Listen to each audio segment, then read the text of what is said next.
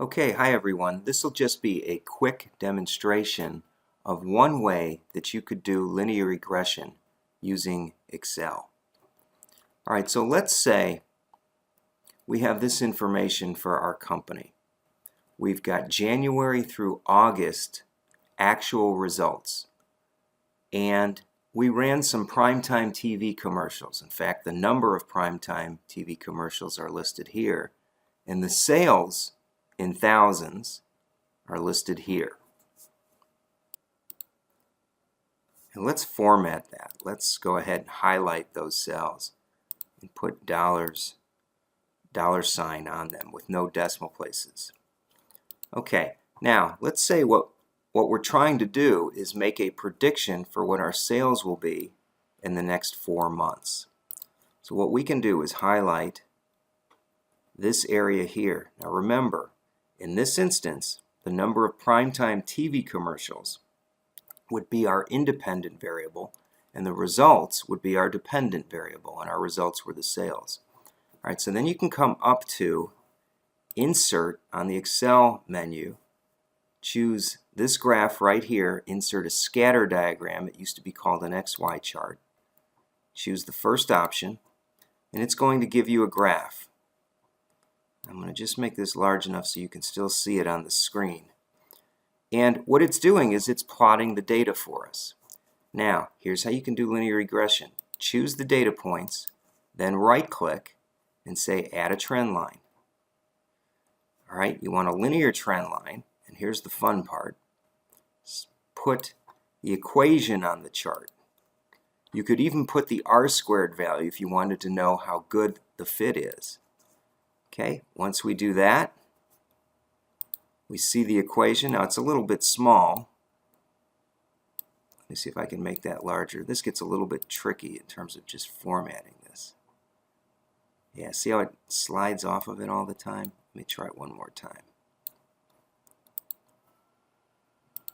Yeah, it goes right back as soon as I choose the font.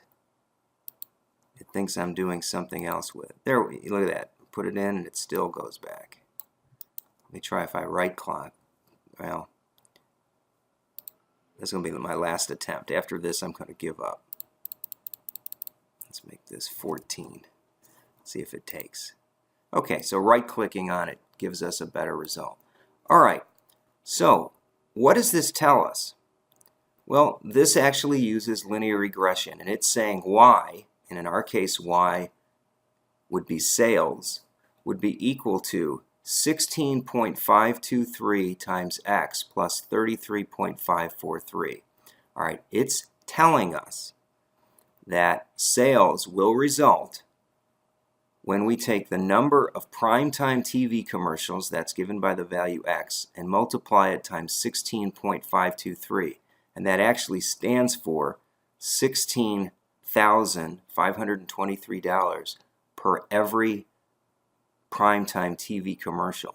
And then there's a 33.543 portion that the model can't exactly predict. That's probably my best way of describing this without getting into the various details.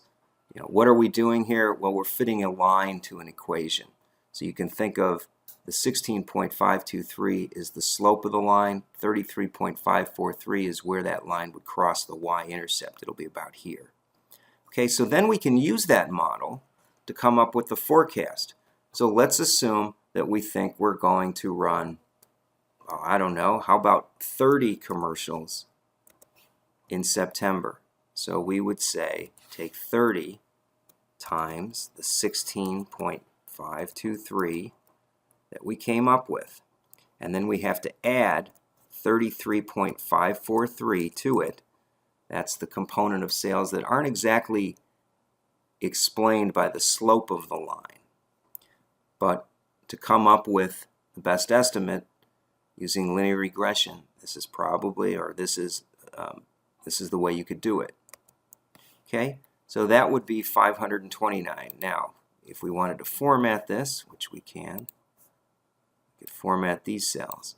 And you could put a prediction for whatever it might be. What if it was 32 or 33, or maybe December we slow down? make it 28.